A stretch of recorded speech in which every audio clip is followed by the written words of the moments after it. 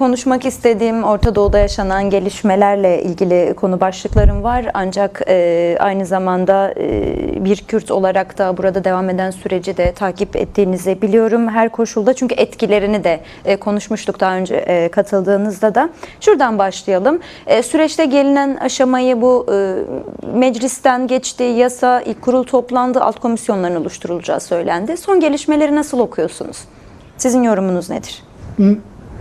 Bence her iki tarafta da, yani hem Kürt tarafında hem Türk tarafında geldiğimiz noktayı hafife alan ve önemini tam belki kavrayamayan, bunun bazı nedenleri var, şimdi söyleyeceğim birazdan, bir kesim var ve burası önemli bir nokta. Yani şu anda biz çok daha kötü şeyler konuşuyor olabilirdik ama konuştuğumuz şeyler bu neden daha iyi olmadı şeklinde daha yapıcı söylemler. O yüzden değerini bilmek lazım, bu önemli. Yani iki tarafta da hem PKK tarafında ya da Kürt tarafında hem de Türkiye tarafında şöyle algıyı göz ardı edemeyiz. Deniyor ki eleştirenler, ya bu kadar bedel ödendikten sonra sonuç taraflar kendi açısından bizim açımızdan çok daha ileri derecede olmalıydı. Şöyle yapılsaydı böyle olurdu, şöyle olsaymış böyle olurmuş ama maalesef tarihte dili geçmiş, mişli geçmiş zamanın yeri yok. Oldu bittiler üzerinden ve bence şu anda içinde olduğumuz süreç bu mantıkla rasyonel baktığımızda çok değerli ve sahip çıkılması gereken bir süreç. Ne elde edilmemişse ya da Türk toplumunun ne çekinceleri varsa bunları bir şekilde düzene koymak ve cevaplamak için işte tam da bu önümüzdeki süreç olacak. Zaten onun için var.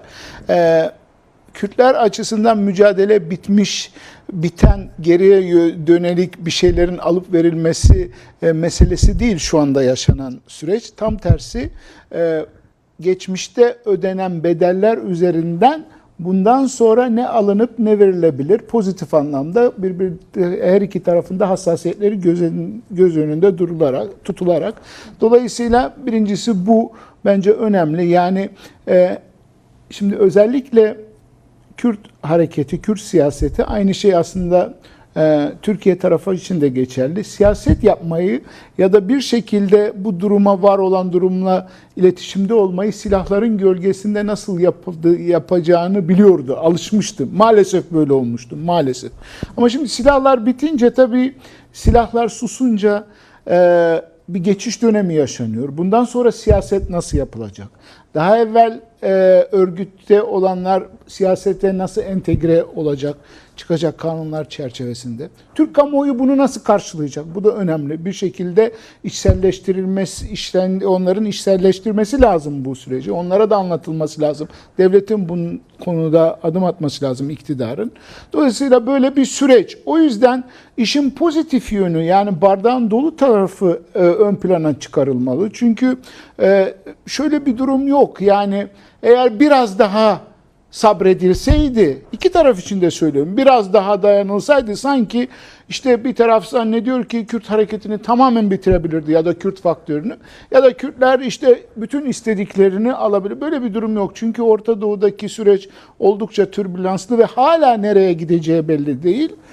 O yüzden şu tür tartışmalar da, yani işte demokratikleşme olmadan silah bırakılması kime hizmet eder ya da işte önce o mu olacak, bunların hepsi an itibarıyla lüzumsuz tartışmalar. Paralel yürütülebilir bu süreçlerin hepsi. Tabii ki zordur. Herkes birbirini biliyor. Yani hem Kürt hareketi devletin reaksiyonlarını biliyor ama hem de devlet hareketi iyi tanıyor. Bence en önemli nokta bu konuda, şunu söyleyip bitireyim.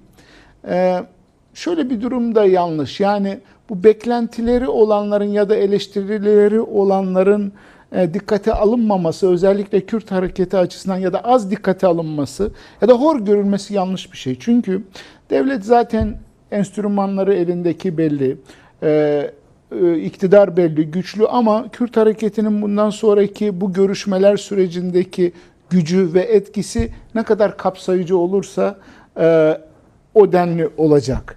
O yüzden Yani eleştirel yaklaşımlara cevap işte gidin siz savaşın değildi. Bu yanlış bir şey. Kimse savaştan yana değil. Hiç kimse. Kaldı ki hareketin kendisi açık ve net şekilde bunu belirtti. Bundan sonra savaş konuşulmuyor, siyaset konuşuluyor. O yüzden hiçbir şekilde bu tür söylemlere gerek yok. Kapsayıcı, anlayışlı, kim ne diyor dinleyerek, tabanı da güçlendirip, genişleterek bir şekilde siyasi süreci silahsız yönetmek gerekecek diye düşünüyorum. Ben inanıyorum ki Türkiye'de içinde bulunduğu şu anda Orta Doğu'daki riskli süreci mantıklı bir şekilde idrak edip bu zamana kadar olan bir takım siyasetlerinden değişmeye, vazgeçmeye müsait bir noktaya gelmiştir. Kürt hareketi de bunu kendi lehine yönlendirebilecek deneyime sahiptir diye düşünüyorum. Evet. Bakalım yani süreç içerisinde yönetilmesi gereken uzun bir takım durumlar olacak. Ona göre etap etap değerlendirmek lazım. Kürtler sadece Bakur'da ya da Türkiye'de değil aslında Orta Doğu'da da yeni bir değişim ve dönüşüm halinin içerisinde etkileniyor. Yine burada bir süreç varken Suriye'de de devam eden bir entegrasyon süreci var ki Komutan Mazlum Abdi'nin söylediği asayiş ve güvenlik güçlerinden doğru devam eden entegrasyon süreci tamamlandı. Bundan sonrası aslında Kürt halkının orada bulunan oradaki Kürt halkının varlığının anayasal bir güvence altına alınması, yani buradaki süreçte de benzerlik sağlıyor. Bir de hani buradaki süreci konuştuk. Bir de orada ne oluyor, son durumlar nedir takip ettiğiniz ölçüde? Belki sadece Rojava ve Suriye özelinde konuşalım. Çünkü birçok etki daha var. Bugün konuşacağımız çok fazla başlık var. Hani orayı da anlayalım ve artık diğer ulus devletlerin oradaki pozisyonlarını konuşuruz. Bence Mazlum Abdi'nin son vermiş olduğu röportaj birçok konuya açıklık getiriyor. Ve samimi görüyorum o röportajı. Yani eleştirel kesimi de var kendisi açısından o röportajın. Ve durum net bir şekilde ortada. Kendisi de kabul ediyor. Evet, birçok konuda hatalar yapıldı diyor. Söylüyor nerede hatalar yapıldığını. Her şey daha iyi olabilirdi diyor. Ama dediğim gibi hani tarihte biraz evvel de dedim ya, dili geçmiş zamanın bir anlamı yok. An itibarıyla ne yapılabilir, ne elde edilebilir konusunda maksimum ellerinden geleni yapmaya çalışan bir iradeyi görüyoruz. İstedikleri bu işin kan dökülmeden yapılması ve en önemli süreç dönüşler var biliyorsunuz. Afrin'e Kürtler kendi sahalarına, kendi yurtları, topraklarına dönüyorlar. Bu süreçlerin kansız ve sorunsuz yürütülmesi, bu çok önemli. Kendisinde ifade ettiği gibi, diğer yetkililerin de ifade ettiği gibi Rojavalı, ana dilde eğitim çok önemli, temsiliyet hakkı çok önemli. Bu konularda da görünen o ki iktidarda da, yani oradaki geçici yönetim artık herhalde kalıcı oluyor yavaş yavaş. Belli bir anlayış var gibi. Burada Türkiye'nin pozisyonu ve Türkiye'de yürütülen süreç çok önemli. Yani Türkiye'deki süreçte bir aksaklık olursa bu ister istemez oraya yansıyacaktır. Türkiye'den yapılan son zamanlardaki açıklamalar önemli. Türkiye'de basının dilinde belki içerideki süreçle ilgili ciddi bir değişiklik yok. Ama sanki Suriye'deki gelişmelerle ilgili biraz en azından fazla konuşmuyorlar. Yani negatif, çünkü konuştukları zaman negatif konuştukları için. Böyle bir şey var. Bu da değerlidir diye düşünüyorum. Şara hükümeti çok edilgen bir konumda olduğunun farkında. İki arada, bir derede, bir tarafta ABD'nin talepleri var, İsrail'in baskısı var, bir tarafta Türkiye'nin istek ve talepleri var. İkisi arasında bu gelgitleri yönetebilmesi için Kürtlerle, yani oradaki ikinci en büyük güç ve organize güçle bir şekilde sorunlarını halletmesinin ne kadar önemli olduğunun büyük bir ihtimalle farkında. Ama belli ki onun da etrafında düşmanca davranan gruplar oluşmuş bu yıllardır. O kadar rasyonel düşünemiyorlar. Orada da yapılması gereken yapılıyor. Yani süreç bir şekilde patlatılmadan, üçüncü güçlerin olayı provoke etmesine müsaade etmeden maksimum hakları anayasaya yerleştirmek için bence ana dildeki eğitim konusundaki yaptırımları, talepleri ve ısrarları çok önemlidir ve var olan oradaki Kürt güçlerinin de bir şekilde entegre olduğunu, artık son aşamada olduğunu zaten duyurdular. Bundan sonra bütün bunların anayasaya bir şekilde geçmesi lazım. Burada ulus devlet meselesi çok gündeme geliyor. Tabii egemen devletle ulus devlet anlayışı ve terimleri maalesef tartışılırken sık sık karıştırılıyor. Yani sanki yani ulus devlet dediğimiz şey bu haşa bir ayet değil yani. Onun içinde de egemen de bunların içinde de hem ana dilde eğitimde olabilir. Özellikle Suriye gibi, Irak gibi ülkelerde bu çok daha kolay. Çünkü bu ülkelerin geçmişi, tarihi belli. O yüzden bence Suriye'deki Kürtler tarihte hiç olmadığı kadar alabilecekleri hakları almak için ciddi bir dönem yakalamış gibiler. Tabii daha fazla daha iyi olabilirdi ama olmadı. Bu bundan sonra siyasi mücadeleyle bu işin olmayacağı anlamına gelmez. Şimdi hem buradaki süreç ve Kürtler hem Suriye'deki süreç ve Kürtler olarak konuştuk. Bir de birbiriyle etkilerini biraz daha açmanızı isteyeceğim. Çünkü Ankara biliyorsunuz hatta ilk Ocak ayında yine Rojava'ya dönük saldırılarda ve genel olarak Suriye'deki çatışma sürecinde de bir Fidan'ın Paris görüşmesi ardından saldırıların başlaması ve orada biraz burada devam eden sürecin sekteye uğraması. Yani bunlar aslında bir bütünen bölgelerde devam eden süreçlerin birbirine etkisini kanıtlıyor bizlere. Yani Ankara hem Şam ve SDG entegrasyonuyla elini güçlendirmeye çalışıyor gibi yorumlar varken bu süreç nasıl etkilenir ya da birbirlerini nasıl etkilerler? Daha iyiye mi gider? Bundan sonra için kurtarılabilir mi? Bu önemli bir soru ama yani biraz daha aktör eklememiz lazım bu sürede. Oraya da geleceğim. Evet. Bir sürü aktör var çünkü bahsettiğim ulus devletler yani bence işte. şu anda sorunuza tam cevap vermek için mesela daha 2 gün evvel yaşanan İsrail Dışişleri Bakanı ve İngiltere Dışişleri Bakanı arasındaki çok ciddi tartışma ve polemiği dikkate almamız gerekiyor. Şunu söylemek istiyorum. Bence hem Türkiye'deki sürecin hem Suriye'deki sürecin önündeki en büyük tehlike ne biliyor musunuz? Şu İsrail ile İngiltere'nin anlaşması. Ne demek istiyorum? Şunu söylemek istiyorum. Şu anda gerçekten yaşanan süreçler hem Türkiye'de hem Suriye'de özellikle son dönemlerde ciddi ölçüde İsrail ve İngiltere arasındaki çatışmayla direkt bağlantılı. ABD'nin biraz daha yapıcı rolü, bu son saldırıları biliyoruz. Onunla ilgilidir. Dengelemek istiyor ABD. Eğer bu süreçte İngiltere Türkiye'ye biraz tabiri yerindeyse tırnak içinde gaz vererek işte bu Mekke Anlaşması'ndan tutun da misak-ı milli söylemleri ve benzeri bütün bunlar İngiltere'nin Türkiye'ye biçmek istediği rolle direkt bağlantılı. Belli ölçüde ABD'nin planları da uyuşuyor ama uyuşmadığı çok önemli bir eksen bu İsrail denklemi. Evet. Dolayısıyla eğer yarın belli bir aşamaya gelir de İngiltere ve İsrail anlaşırsa bu konuştuğumuz süreçlerin tehlikeye girme gibi bir riski var. Böyle bir risk bence çok önemli bölgesel açıdan. Çünkü belli ki İsrail kendi çıkarları açısından Suriye'de yaşananların şu anda gittiği şekilde gitmesini istemiyor. Çünkü bunu Türkiye'nin elinin güçlenmesi olarak görüyor. Keza Türkiye'de İsrail'in oradaki hamlelerini İsrail'in elinin güçlenmesi olarak görüyor. Bu Suriye meselesi üzerinde ciddi bir tehdit, ciddi bir değerlendirilmesi gereken unsur. Ve maalesef bütün bu söylediğimiz sizin de saydığınız aktörlerden yani Şara'nın tutumundan ya da oradaki Mazlum Abdi'nin tutumundan ya da Türkiye'nin tutumundan çok daha belirleyici olabilir. Eğer bu aktörler zamanında bir şekilde eski dogmaların etkisinde kalmadan süreci tarafların hassasiyetlerini dikkate alarak bitirmezlerse. Dediğim gibi o zaman bu dediğim güçler tekrar devreye ve sahneye girer.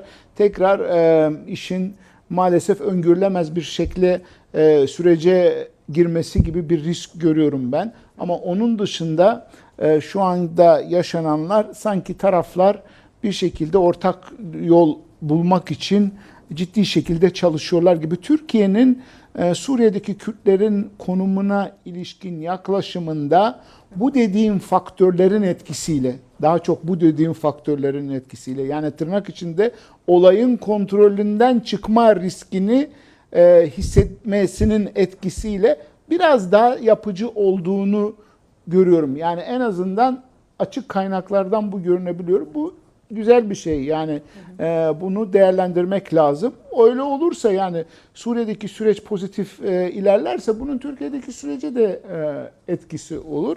O yüzden risk bu dediğim anlamda var. Ama diğer taraftan da görüyoruz ki orada görüşmeler aktif bir şekilde devam ediyor. Bir an önce tabii oradaki Suriye'deki Kürtlerin, Rojava'daki Kürtlerin, nasıl ki şunu bekliyorsak, yani Türkiye'de işte Avrupa'da olan ya da şu anda PKK üyelerinin buraya gelecek olanlarının siyasete bir şekilde entegre olması önemliyse, aynı zamanda Rojava'daki Kürt siyasetinin de Türkiye ile entegre değil de Türkiye ile iletişiminin başlaması, ticaretin daha açık bir şekilde yapılması, bütün bunlar da sürece destek veren bence durumlardır ve bunların olması için ille anayasa, Rojava'daki, Suriye'deki anayasanın ortaya çıkmasını beklemek de şart değil diye düşünüyorum. Eğer bu pozitif gelişmeler paralel olarak olursa bu daha olumlu etki yapar. Yani anayasa olmadan niçin oradaki Kürt yetkililer Ankara'ya gidip gelmesin, görüşmeler yapmasın daha evvel olduğu gibi, ticaret daha açık bir şekilde niçin yapılmasın gibi şeyler. Bütün bunları önümüzdeki dönemde göreceğiz diye düşünüyorum. Ben umutluyum. Umutlu derken tabii diğer taraftan bütün bu risklerin de farkında olarak. Yine bir tahammülsüzlük hali var şüphesiz. Evet, iki bölgede de süreçler devam ediyor ama Türkiye'den doğru bir tahammülsüzlük durumu var hala. Bir yandan da şeyi tekrar konuşabiliriz belki. Uzun zamandır tartışılıyor, yani bir hafta evvel İsrail Türkiye gerilimi başladı. Orada Suriye, İdlib'de bir sınıra yakın bir bölgede havaalanı bombalanmıştı ve yine İsrail'den doğru Türkiye'ye tehditler vardı. Biraz o gerilimi konuşalım. O hatta ne oluyor diyelim. O gerilimin devam eder mi? Ederse ne olur? Yine etkiler mi bir noktada? Yani çok önemli bir olay bu. Yani hafife alınacak bir durum değil o bombalama meselesi. Sonuçta tabii. Yani Türkiye sonuçta bugün 8.800 kilometre kare Suriye toprağını kontrol ediyor. Keza eğer Golan Tepelerini de sayarsak 2000 kilometre karede İsrail kontrol ediyor. Hadi Golan Tepelerini ABD kabul etti. Onun dışında 800 kilometre kare bir alan. Bu neden önemli? İki tarafta bu kontrol ettikleri bölgelerden çekilmek gibi bir niyet taşımıyorlar. Ve buradaki varlıklarını da birbirleri için ciddi bir tehdit görüyorlar. Ve bu durumu bir çatışma ortamına dönüştürmek isteyen çok aktör var. Örneğin hani biraz evvel İngiltere'den bahsettik ama İran'da var. Başka aktörler de var bunu isteyen. Belki etik olmaz hepsini şu anda saymamız ama bu mantıken biraz düşündüğümüz zaman herkesin tahmin edebileceği aktörler. Şimdi bu durum, yani bir çatışma ortamına yol açabilecek, aynı zamanda şu anda var olan iktidarların yapısı da var.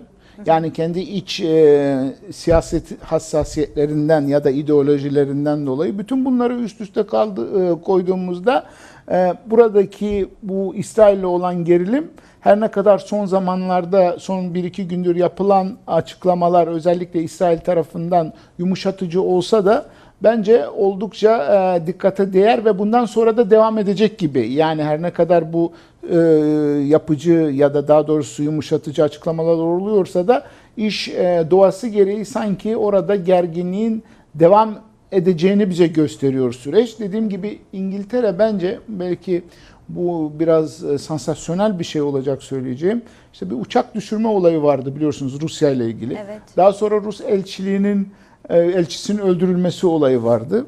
Şimdi de benzer bir takım hamlelerle aynı şey Suriye'de yapılmak isteniyor. Yani sanki Türkiye bölgede böyle bir kaosun içine sokulmak isteniyor. İlginçtir, bu geçtiğimiz süreçte ABD bunu istemiyor. Çünkü ABD'nin amacı biraz daha farklı. ABD bölgede işte sürekli konuştuğumuz merkezi hükümetlerin kontrolünde ama diğer güçlerin de hassasiyetlerin dikkate alındığı bir yapı öngörüyor ve bu yapıda sanki Ankara tarafından bu ABD'nin bu yaklaşımı da kabul görmüş gibi. Ama bu uygulamaya geçtiğinde birçok aktörün işine gelmiyor. Onun sancıları çok önemli. O yüzden de devletin yani ya da hükümetin biraz daha aceleci olması lazım. Çünkü yani tabii ki Kürtler için de biterse kötü olur ama Kürtler zaten hep kötü yaşadığı için yani hep böyle gitti bu süreç maalesef. Biz bundan sonra daha iyi olsun diyoruz. O yüzden hem Kürtler hem Türkiye açısından da bu tür dış etkilerin risk maliyetinin iyi hesaplanması lazım diye düşünüyorum. Evet, bir yandan da girdiğiniz konu çok. Bir de hani şu olabilir, bu olabilir diyorsunuz ki olabilir çünkü her yeni şeye gebe bir durumda Orta Doğu şu anda. Biraz da İran'a doğru bakalım. Biliyorsunuz 6 ay geçti ki savaş başlarken Trump ilk olarak tehdit etmişti. Yani zaferini başlatmadan ilan etmişti aslında. 6 ay geçti. Bugün hangi noktada savaş? Kısaca onu da dinleyelim sizlerden. Şimdi bu Trump'ın en son 2 gün önce açıkladığı ekonomik yaptırımların yeni boyutu çok önemli bir şey. Neden? Çünkü bir kere İran ekonomik olarak çok zor bir dönemden geçiyor. Çok sancılı bir dönemden geçiyor. Tarihinde hiç olmadığı kadar sancılı bir dönemden geçiyor. Ama yani bu şöyle de değerlendiriliyor. Hani ne olacak? Zaten yaptırımlar 40 yıldır vardı, 50 yıldır vardı. Bundan sonra da efendim yaptırımların etkisiyle iş gider. Yaptırımlar olsa bile gider. İşte Küba'da da gitti, Rusya'da da gidiyor. Bu sağlıklı bir yaklaşım değil. Çünkü İran'daki durum çok daha farklı. İran'ın dinamikleri çok daha, toplumsal dinamikleri çok daha farklı. Bir ortada bir ciddi bir savaş var. Ama bütün bunlardan önemlisi şu var. Bu sefer yani bu yeni yaptırımları İran Savaşı'nda tekrar yeni bir boyut ortaya çıkartıyor. O da şu. Mesela Çin gibi bir ülke, Türkiye gibi bir ülke, Rusya gibi bir ülke, hadi Rusya'nın kendi şartları var. Şu kararı verecek artık yarından itibaren. İran yüzünden ya da İran için öyle diyeyim, ne kadar kendi ekonomik ve ABD ile olan ilişkiler anlamındaki durumumu riske edebilirim. Bu yeni bir durum. Bütün ülkeler için düşündüğümüzde birçok ülke karar vermek durumunda kalacak. İran mı ABD mi? Büyük bir ihtimalle artık içinden geçtiğimiz süreçte herkes kendini daha fazla düşündüğü için ABD'nin eli daha güçlü görünüyor. Bundan dolayı olsa gerek ben bugün yayına gelmeden evvel 2 tane önemli açıklama gördüm. Birincisi Pezeşkiyan, öteki Galibaf. Hiç olmadığı kadar tabii ki iç hassasiyetlerini dikkate alarak ciddi 2 açıklama, mahiyeti aynı. İkisi de diyor ki evet biz kazandık, evet biz çok başarı elde ettik. Yalnız içinde bulunduğumuz ekonomik koşullar bundan sonra olayı nereye götürür bilemeyiz şeklinde. Yani bunu açıkça demiyor ama %90 açıkça ifade ediyor. 2 şahsiyetin bu önemli yani İran için. Bunu dile getirmesi gerçekten içinden geçtiğimiz sürecin İran açısından ne kadar riskli olduğunu gösteriyor. Çünkü bugün her ne kadar İran bunu kabul etmese de Hürmüz'ün %90 kontrolü Umman'a yakın sulardan ABD'nin elinde. Ve dünya petrol piyasalarına da fiyatları dengeleyecek kadar sevkiyatı 9 milyon varil kadar vermeyi sürdürebilen bir ABD hakimiyeti var Körfez'de ve bu ABD'nin elini çok rahatlatıyor. Bir de alternatif yollar var. Dolayısıyla bir süre sonra Hürmüz kozu İran için daha da etkisiz hale gelecek bir kozu olacak. O yüzden benim dileğim tabii orada bir an önce anlaşmanın olması ama tabii bu anlaşmayı yaparken İran'ın da oradaki diğer halklarla, Kürtlerle, sadece Kürtlerle değil, işi bu zamana kadar götüremeyeceğini anlayarak yeniden bir reforma giderek böyle bir şey yapması. Eğer bu olmazsa İran açısından durum bence hala vahim olmaya devam edecek ve biz de gündemde bunu konuşmaya devam edeceğiz. Bizim bütün konuştuğumuz hem Suriye hem Türkiye'deki süreçler açısından da İran meselesinin nasıl şekilleneceği çok önemli, direkt bağlantılı. Evet, hatta aslında belirleyici unsur Hatta orada belirleyici devam de eden diyebiliriz. savaş. Hani o yüzden aslında hem Türkiye hem Suriye, Rojava ve İran'ı özellikle sordum. Çünkü ne olduğunu anladık, öğrendik ve artık şunu da sormak istiyorum. Belirttiğiniz gibi aslında ABD ve İran arasındaki savaş halinin devam ediyor olması, mutabakatın çökmesi, yine Hürmüz Boğazı'nda tırmanan askeri gerilim ve Trump yine sert bir yaptırım dilini devreye soktu. Tüm bu dil ve tavır ve gelişmeler Orta Doğu'da yeni bir çatışma sarmalına sürüklemeye devam ediyor. Yeni gelişmelere gebe dedik az önce de. Dolayısıyla ABD ve İran eksenindeki bu savaş hali Suriye, Irak ve Türkiye'deki Kürt dinamiklerine ve bölgesel dengelere nasıl etki eder diye artık. Hani her yerde ne olduğunu öğrendik, artık biraz yansımaları konuşalım. Şimdi Irak'taki mesele önemli. Orada biliyorsunuz İran yanlısı grupların alacağı tavır önemli. İran Hizbullah'a bu konuda en radikal, çok ciddi talepler öne sürdü silah bırakmak için. Hem dedi ABD oradan çekilsin, hem Türkiye hem de Peşmerge ilave edilsin gibi. Diğer bazı grupların bir kısmı işte biraz daha ılımlı yaklaşanlar var. Daha sert olanlar var. Sonuçta orada sanki bir çatışma ortamı reel bir tablo gibi maalesef görünüyor. Bu İran yanlısı gruplarla oradaki merkezi hükümet güçlerinin ya da Sunni grupların arasında, bu bir. Suriye'deki şu anda var olan yönetimin bu sürece dahil olmasına dair dediğim gibi bazı ABD'den, İsrail'den de hatta dolaylı yoldan zorlamalar var. Trump birkaç defa söyledi, Şara yönetiminin Hizbullah'la savaşa girmesini istediğini, Lübnan'a girmesi istediğini, bu işin bir boyutu da Irak meselesi. Bütün bunlara baktığımızda tabii Irak'taki var olan hem peşmerge yapısının hem oradaki diğer işte iki Talabanilerin ya da Barzanilerin arasındaki sorunlar da bir türlü çözülmüyor ve çözüleceğinin bir garantisi yok. Bu da Kürtlerin konumunu zayıflatan bir durum olarak ortada. Sonuçta içerideki barış, yani Türkiye'deki barış süreci ve oradaki dönüşler, Türkiye'nin oradaki askeri varlığının ileride neye evrileceği belli değil. İran meselesinin gideceği boyutta PEJAK'ın alacağı konum, oradaki Kürtlerin, Kürt hareketlerinin ne yapacakları, her ne kadar bu zamana kadar sağlıklı olarak işi götürseler de bence belli değil. Bütün bunları üst üste koyduğumuzda sizin de dediğiniz gibi yönetilmesi gereken ciddi, çok boyutlu, Kürtler açısından bir sürecin içerisindeyiz. Kürtler bence olayı ayağını tırnak içinde yorganına göre uzatmayı, bu negatif anlamda söylemiyorum, artık öğrendiler. Hem güçlerinin farkındalar hem de uluslararası dengelerdeki güçlerinin konumunun farkındalar. Yani Sadece askeri de stratejik tabii olarak stratejik olarak da tabii, eğer Kürtler stratejik olarak bölgenin gücü olmasaydı bu konuştuğumuz hiçbir şeyi konuşmuyor olurduk. Herkes bunun farkında. Bundan sonra siyasi olarak bu stratejik varlığın nasıl reel siyasette sonuç alacak şekilde kullanılacağı, bence yanlış bir terim değil, siyaseten, Kürt siyaseti açısından önümüzde duran en büyük sınavlardan birisi. O yüzden de Kürtlerin kendi, hem Irak'taki Kürtlerin hem Rojava, Suriye'deki hem İran'daki birbirleriyle olan yapıcı, pozitif diyaloğu önemlidir, koordinasyonu önemlidir. Bütün bunları yaparken tabii ki şu anda etkin olan Ankara'nın bu süreçlerde etkin hassasiyetleri de önemli. Bu ille taviz anlamında söylemiyorum ama dediğim gibi herkes de artık belli bir dönemden sonra ne yapabileceğini de farkında oldu, yani gerçekçi olmak lazım. Ve uluslararası dinamikler. Uluslararası dinamikler derken bu arada tekrar Mazlum Abdi'nin şeyi önemli söylemi ABD ile ilgili.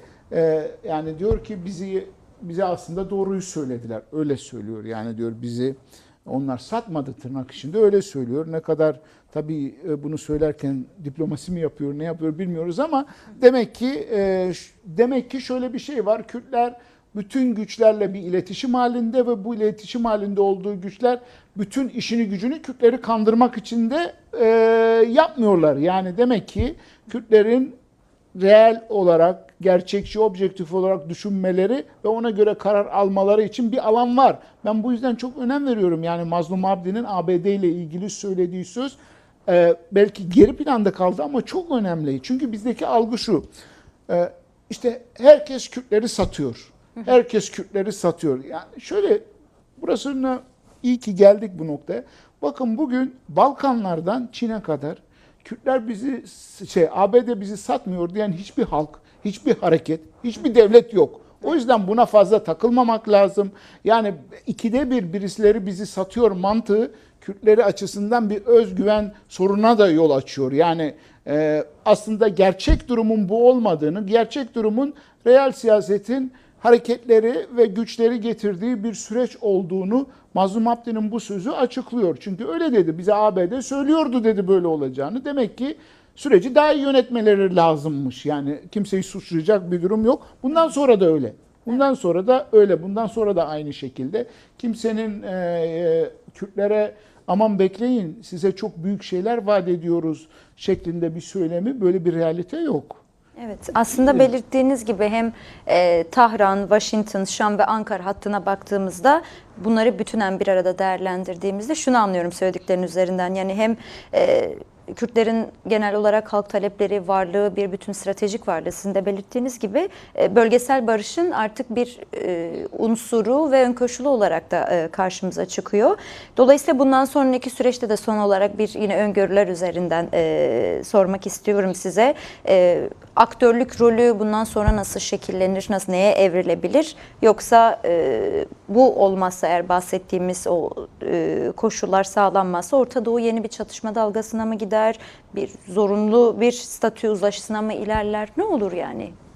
Burada iki önemli nokta. Bir, Türkiye'nin tutumu ve İran'daki gelişmeler. Irak ve Suriye'deki olay biraz bu iki ülkedeki gelişmelerle bağlantılı daha çok. Şu yüzden bunu söylüyorum.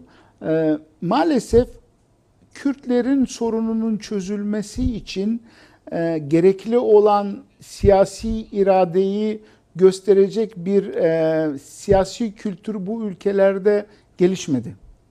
Bu önemli bir sorun. Yani hem Türkiye'de 100 yıldır var olan anlayış, hem Irak ve Suriye'de var olan anlayış, siyaset kültürü olarak bu denli büyük bir sorunu çözebilecek anlayış ve yaklaşıma sahip değil. Bu anlamda bir kırılma yaşanması lazım. Özellikle Türkiye'de. Türkiye var olan ulus devlet yapısında bu kırılmayı nasıl yaşayacak? Belirleyici olacak. Bunda da belirleyici olan iki tane etken var. Birincisi uluslararası dinamiklerin Türkiye üzerindeki etkisi. İkincisi de daha da önemlisi bölgesel gelişmeleri Türkiye kendisi açısından nedenli risk görecek. Maalesef böyle bir durum var. İsterim ki üçüncü şık olsun. Üçüncü şık da şudur. İlk saydığım şey de önemli değil. Türkiye yeni bir anlayışla, yeni bir yaklaşımla 21. yüzyıla başka bir mantıkla girmek istediğine dair bir irade. Eğer bu içeriden oluşursa, bu Ankara'dan oluşursa, işte Selahattin Demirtaş diyor, eğer doğruysa bu son gelen açıklama, benim işte Ankara'da olmak istiyorum, siyaset yapmak istiyorum, işte Türkiye'nin yönetiminde olmak, bilmiyorum yani nasıl doğruysa eğer, gibi bütün işte şu anda gelecek olanların bu yeni yasayla bütün bu insanların siyasete girerek Türkiye'de bir Türk-Kürt birliğini içselleştirerek reel siyasete dönmesi, eğer bu dediğim iki faktörün yani dış etkenlerin önüne geçerse bu ideal olan olur. Yani Türkiye'de en güzeli bu olur. Umarız ki böyle bir şey yaşarız. Ama yaşamasak da bazen şartlar da, bölgesel şartlar da zorla da olsa doğru yolu bulmaya yardımcı oluyor. Risklerini de sürekli hesaba katarak. İran çok önemli çünkü de facto olarak Sadabat Paktı biliyorsunuz Kürt sorunun çözümünde en önemli bence engellerden biriydi. Bunun önemli ayakları şu anda ortadan kalkmış durumda. Türkiye var, İran ayağının da ne olacağı önemli. O yüzden bu yeni ittifak ilişkileri de hani biz sadece uluslararası boyut, bölgesel boyutunu konuşuyoruz. Mekke Anlaşması'nı falan. Bunların ortasında bir Kürt meselesi de hala var. Yani alternatif Sadabat Paktı. Sadabat Paktı değil, direkt Kürtlerle ilgili değil ama bir iz düşüm olarak onu da hallediyor tırnak içinde bu şeyler. O yüzden böyle yani zor, çok boyutlu, çok yönlü bir sürece gidiyoruz. Silahsız bu işleri siyaseten çözmek için bir an önce birçok aktörün, Kürt aktörün de siyasete entegre olması lazım diye düşünüyorum ki el birliğiyle bu işlerin altından kalkalım. Evet, bir de biz konuşurken programın içerisinde bir haber girmiş. Mezopotamya Ajansı geçmiş. Tam da konuştuğumuz konu, biliyorsunuz dün bir görüşme sağlanmıştı İlham Ahmet ve Mazlum Abdi ile birlikte. Biz program içerisindeyken Mazlum Abdi ile Dış İlişkiler Dairesi Eş Başkanı İlham Ahmet yine Şeyban ile bir araya gelmişti dedik. Bugün de geçici hükümet başkanı Şara ile bir araya gelmişler. Biz konuşurken program içerisinde, değerli izleyenler, size de bildirelim tekrardan.